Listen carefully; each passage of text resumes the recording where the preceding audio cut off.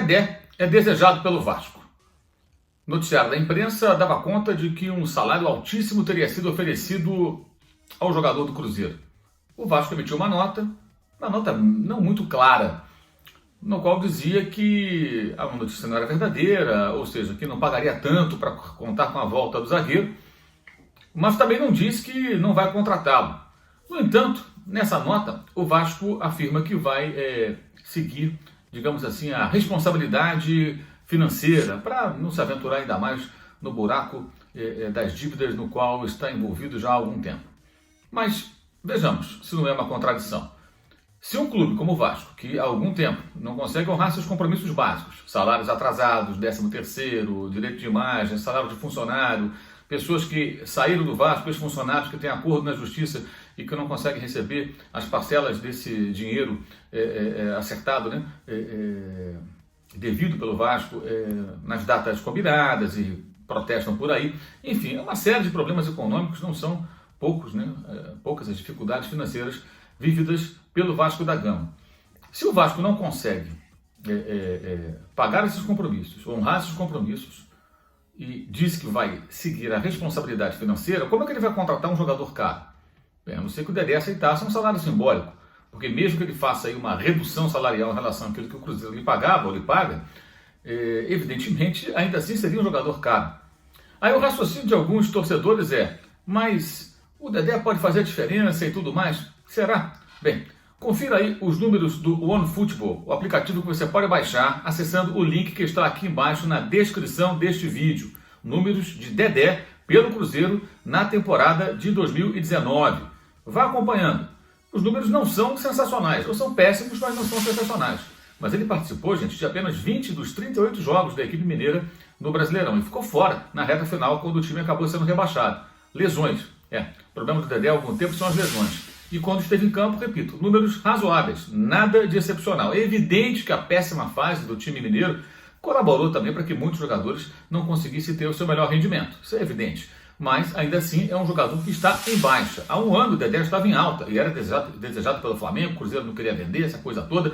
Agora não, é um outro momento. Por isso o Vasco, mesmo endividado, pensa em ter o jogador. Faria sentido se fosse um clube que conseguisse pelo menos pagar os salários em dia. Aí faria sentido você pensar assim, dispensei X jogadores e vou pegar o dinheiro que eu pagava para esses caras e vou pagar 2, 3 caras bons. Mas o Vasco não pagava esses jogadores, vivia pagando com atraso, sempre atrasado.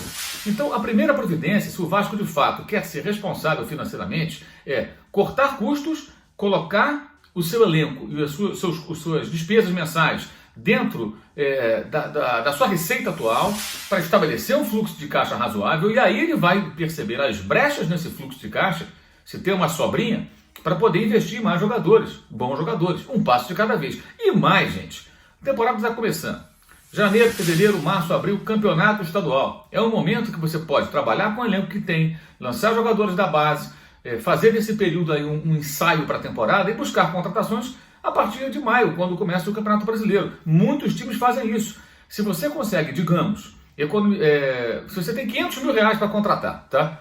Para colocar na sua folha de pagamento a mais, acrescentar 500 mil reais na contratação de 1, 2, 3, 4 jogadores, enfim, esses 500 mil seriam distribuídos aí por esses caras que você vai contratar. Se você os contrata em janeiro, fevereiro, março, abril, você gastou 2 milhões de reais. Se você os contrata em maio, você deixou de gastar 2 milhões de reais. Isso é muito comum, muitos clubes fazem isso. E o mais impressionante é que alguns torcedores se revoltam quando nós falamos sobre isso.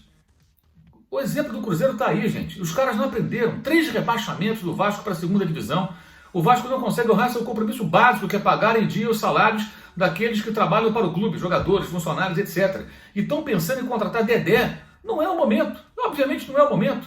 O que a gente fala do Cruzeiro, falava lá atrás, fala do Corinthians hoje também, que tem uma dívida enorme, está contratando sem parar. Isso vale para qualquer clube, vale para o Vasco também. E é incrível que ainda assim existam torcedores que defendam esse tipo de coisa. Eu questiono 2 pontos aí. Primeiro, esse aí que para mim não é nem questão de questionar ou não, é o óbvio, é matemático, gente. Não tem condição de contratar, não deve contratar. Né? Aperta o cinto, coloca a casa em ordem, depois você pensa nisso. E o segundo é até que ponto o Dedé é o jogador que o Vasco precisa por conta de uma fase que não foi brilhante em 2019, lesões novamente, né? Jogador com 31 para 32 anos, embora seja um ótimo zagueiro, né? E talvez não seja nem a posição mais carente do Vasco, que tem o Leandro Castan, que é um ótimo zagueiro, foi uma boa sacada trazê-lo de volta da Itália, e com um dos parceiros possíveis ali, ele consegue formar uma zaga bem razoável, bem satisfatória. Não é o grande problema do Vasco, não é contratar um grande zagueiro, talvez, se fosse até o caso de fazer investimento, pudessem pensar em jogadores para outras posições. É isso aí, valeu, saudações!